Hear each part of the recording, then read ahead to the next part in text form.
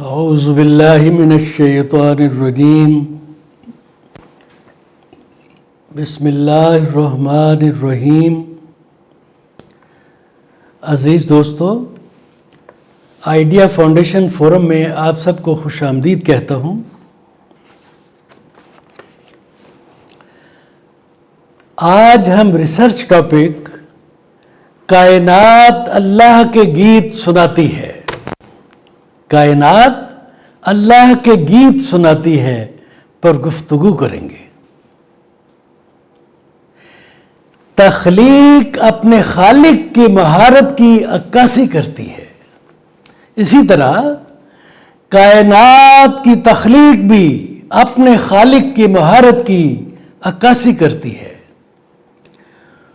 قرآن حکیم نے توحید یعنی اللہ کی وحدانیت اور اس کی حاکمیت اعلیٰ کا تصور، کائنات کی وحدت اور اس کی پائیداری کے تناظر میں اتنے پر یقین، مدلل اور منطقی انداز سے پیش کیا کہ تصور توحید لوگوں کے لیے بڑی آسانی سے قابل قبول ہو گیا۔ اس طرح وحدت کائنات اور توحید کے تصور کی زبردست پہچان کے ساتھ کائنات کے تشکیلی عوامل کانسٹیٹیوٹنگ ایلیمنٹس نے بھی قرآنی رہنمائی کے تحت مذہبی جوش و جذبے کے ساتھ کائناتی حقائق کی تفصیلی کھوج اور تجزیے کے لیے مسلمانوں کی توجہ حاصل کی۔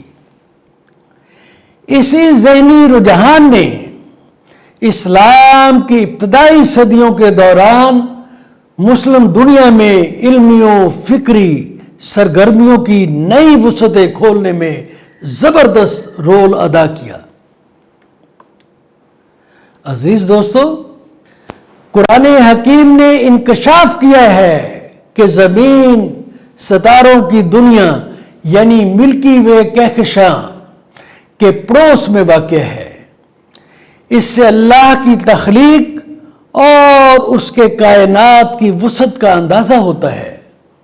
جہاں ستارے زمین کے پڑوسی ہیں، جبکہ چھوٹا سا ستارہ زمین سے لاکھوں گنا بڑا ہے اور قریب ترین ستارہ ہماری زمین سے اربوں کلومیٹر دور ہے۔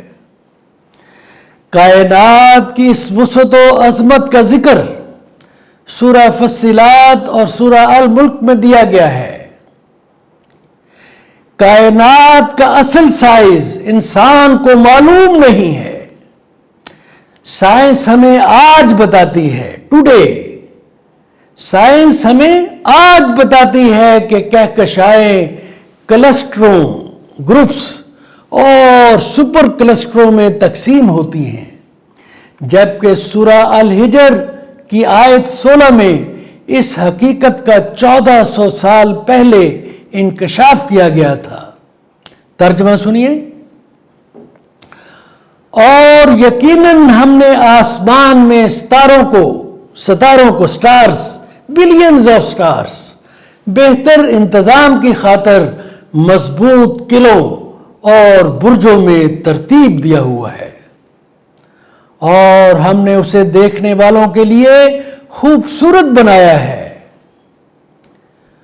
قرآن مجید اللہ کی وحدانیت، اس کی حاکمیت اعلیٰ اور عظیم تخلیقی مہارت کے تناظر میں کائنات کی وسعتوں کو بڑے مدللانہ انداز میں بیان کرتا ہے۔ سورہ الکہف کی آیت 109 میں بیان ہے، اے محمد ان سے کہو، اگر میرے رب کے کلمات لکھنے کے لیے، میرے رب کی تعریفیں لکھنے کے لیے، میرے رب کا بیان لکھنے کے لیے سمندروں کا پانی سیاہی ہو جاتا، سمندروں کا پانی، اوشین، واٹر آف اوشینز، تو یہ ختم ہو جاتا، لیکن میرے پروردگار کے کلمات ختم نہیں ہوں گے۔ بے شک اتنی سیاہی پھر سے لیتے آئیں، اس کے لیے وہ بھی کافی نہیں ہوگی۔ Just imagine. سورہ الملک کی آیت 3 کائنات کی تخلیقی کاملیت کے بارے میں ان الفاظ میں انکشاف کرتی ہے۔ غور فرمائیے، ترجمہ پیش ہے، اور جس نے تہوں میں ایک تہہ دوسری تہہ، جس نے تہوں میں لیئرز میں 7 آسمان بنائے۔ آپ رحمان کی تخلیق میں کوئی تضاد نہیں پا رہے، کوئی ڈیفیکٹ نہیں پا رہے، کوئی انکنسسٹنسی آبزرو نہیں کر رہے۔ بس اپنی ویژن کو آسمان کی طرف لوٹا دو، بار بار لوٹا دو۔ کیا آپ کو کوئی وقفہ، کوئی نقص، کوئی ڈیفیکٹ، کوئی انکنسسٹنسی یا نقص نظر آتا ہے؟ یقیناً نہیں۔ سورہ الملک کی آیت 5 میں زمین کے مقابلے میں کائنات کی وسعت کے بارے میں واضح طور پر بیان کرتے ہوئے یہ انکشاف کیا گیا ہے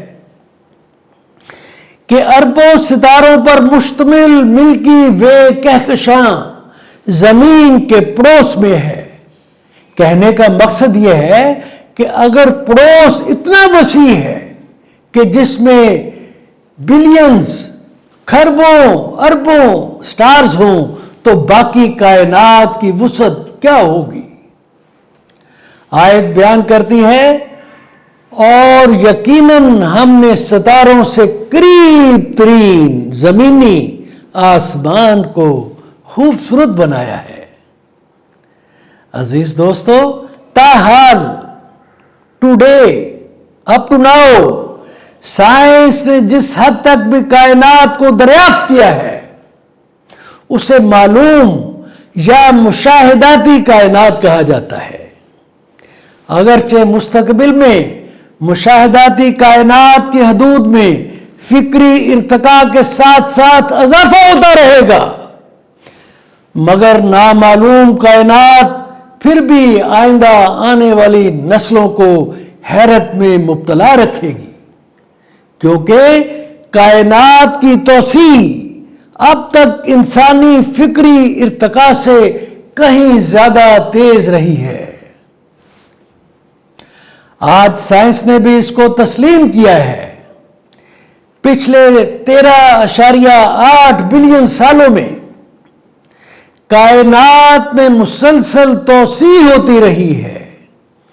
اس کی تخلیق کے وقت یعنی 13.8 بلین سال پہلے مشاہداتی کائنات کے کنارے پر واقع کہکشاؤں کی روشنی کو ہم تک پہنچنے میں 13.4 بلین سال لگ سکتے تھے، جسے اب ہم تک پہنچنے میں 46.5 بلین سال لگیں گے۔ اس کا مطلب یہ ہے کہ کائنات کی تشکیل کے بعد سے اب تک اس میں 3 گنا سے زیادہ اضافہ ہو چکا ہے اور ہوتا رہے گا۔ اس طرح پوری کائنات کی پیمائش مستقبل میں بھی ممکن نہیں ہوگی، کیونکہ یہ ایک بڑھتی ہوئی کائنات ہے، جامد و ساکت کائنات نہیں ہے، جیسا کہ قرآن مجید میں نازل ہوا ہے، کل یوم ہوا فی شان، کل یوم ہوا فی شان۔ وہ ہر دن کائنات کی شان و شوکت میں، گلوری میں اضافہ کرتا ہے۔ اسی طرح سورہ لقمان کی آیت 45 میں انکشاف کیا گیا ہے، اللہ جو چاہتا ہے تخلیق کرتا ہے، در حقیقت وہ ہر چیز پر قادر مطلق ہے۔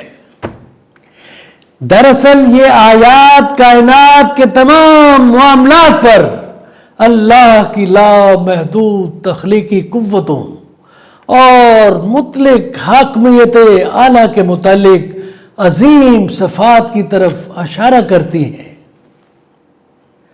جیسا کہ پہلے ذکر کیا گیا ہے، سائنسی علم یہ تسلیم کرتا ہے کہ انسان ابھی تک کائنات کے آئس برگ کے ایک نوک تک ہی رسائی حاصل کر سکا ہے.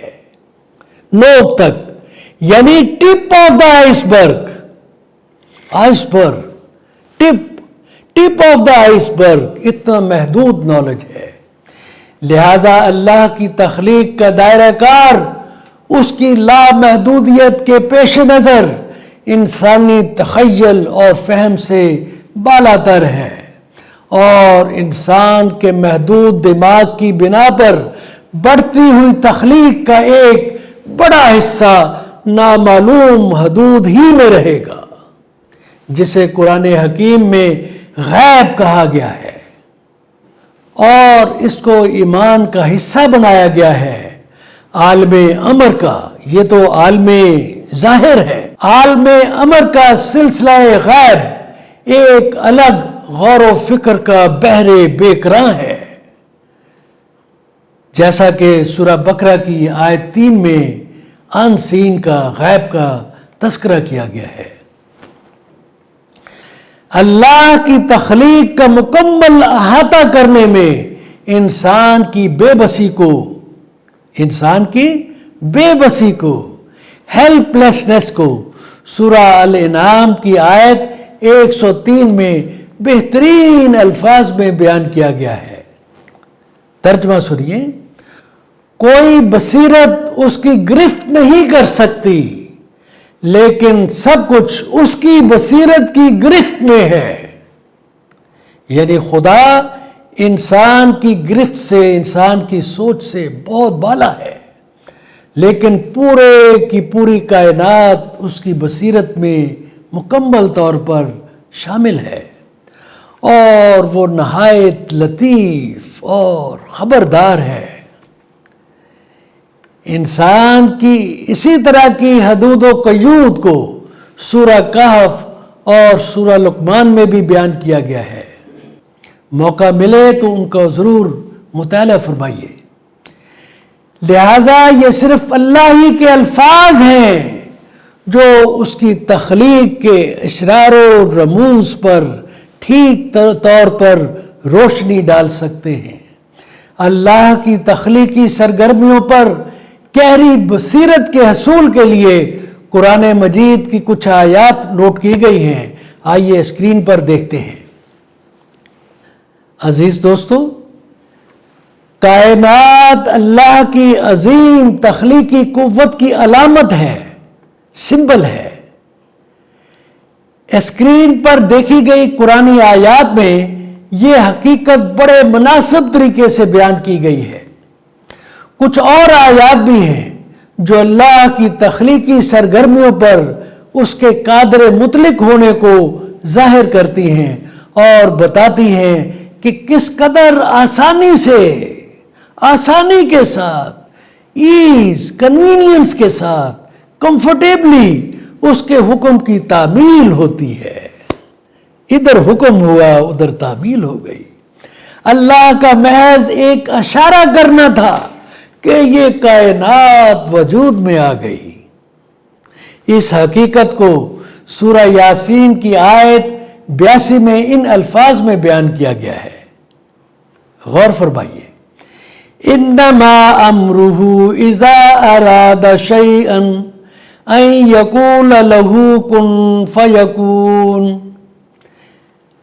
اس کا حکم یہی ہے کہ جب کرنا چاہے کسی چیز کو تو کہے اس کو ہو، وہ اسی وقت ہو جائے. سورہ الزمر کی آیت 67 میں اللہ کے وجود اور کائنات پر اس کے اختیار کلی کے دائرہ کار کو بہترین انداز میں بیان کیا گیا ہے. سنیے. وہ نہیں سمجھے اللہ کو ٹھیک جو کچھ کہ وہ ہے. روز قیامت ساری کی ساری زمین اس کی گرفت میں ہوگی، اور تمام کے تمام آسمان اس کے داہنے ہاتھ میں سمٹے ہوں گے.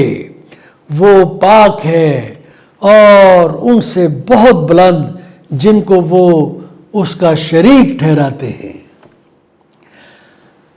اب اس حقیقت کو سمجھنے کی ضرورت ہے کہ انسان جس کائنات کو سمجھنے میں بے بس ہے، وہ اس کے خالق کا مکمل احاطہ کیسے کر سکتا ہے، جس کے لیے کائنات کی تخلیق ایک معمولی سی بات ہے، ٹریویل میٹر، اسمال میٹر۔ تو عزیز دوستو، اللہ کائنات کا نور ہے، اللہ کائنات کا نور ہے، جیسا کہ سورہ نور کی آیت 35 میں مذکور ہے، اللہ نور السماوات والارض، اللہ نور السماوات والارض۔ غور فرمائیے، اللہ نور السماوات والارض، آسمانوں کا اور زمین کا نور اللہ ہے۔ جیسے انسان کا دوہرا وجود ہے، انسان کا دوہرا وجود ہے، ایک جسمانی وجود اور دوسرا روحانی وجود۔ جب انسانی مادی جسم میں روح کو شامل کر دیا جاتا ہے، کائنات بھی اللہ کے اس الوہی امر سے متحرک رہتی ہے۔ الوہی امر، کمانڈ آف اللہ، جو کائنات کے ہر حصے میں ہر دم رواں دواں ہے۔ سورہ فصلات کی آیت 12 اس حقیقت کو ان الفاظ میں بیان کرتی ہے، اور اس نے اسے 7 آسمانوں میں 2 دن میں مکمل کیا، یعنی کائنات کو 7 آسمانوں میں مکمل کیا، اور ہر آسمان میں اس کی روح پھونکی۔ روح کیا ہے؟ اس کے امر کو جلا بخشی۔ اللہ نے اپنے امر کو ہر آسمان کے اندر انسپائر کر دیا، اس کی روح پھونک دی۔ اسی طرح سورہ طلاق کی آیت 12 اس حقیقت کا انکشاف کرتی ہے، یہ اللہ ہی ہے جس نے 7 آسمان اور زمین اور ان جیسے تخلیق کیے، اور اسی کے امر کا ان سب پر نزول ہوتا ہے، تاکہ تم جان لو کہ اللہ تمام چیزوں پر قادر ہے، قادر مطلق ہے، اور یہ کہ اللہ کا علم تمام چیزوں پر محیط ہے۔ اللہ ہر جگہ موجود ہے، ہمہ جہت سنتا بھی ہے، وہ دیکھتا بھی ہے۔ کائنات کے لامحدود لامتناہی سلسلے اس کی موجودگی کا مظہر ہیں۔ انفینٹیز آر مینیفیسٹیشن آف اللہ۔ کائنات کی کاملیت اور دائمیت، دائمیت کیا ہے؟ پرپیچوٹی، ٹو لیو اینڈلیسلی۔ اللہ کی بلا شرکت حاکمیت اور مکمل قدرت کی عکاسی کرتی ہیں، جیسا کہ اللہ کریم سورہ القمر کی آیت 50 میں فرماتے ہیں، سنیے، وَمَا أَمْرُنَا إِلَّا وَاحِدَةٌ كَلَمْحِ بِالْبَصَرِ۔ ہمارا حکم ایک ہوتا ہے جیسے آنکھ کی ایک جھلک، یوں کر کے آنکھ کو جھلکا اور حکم کی اطاعت ہو گئی۔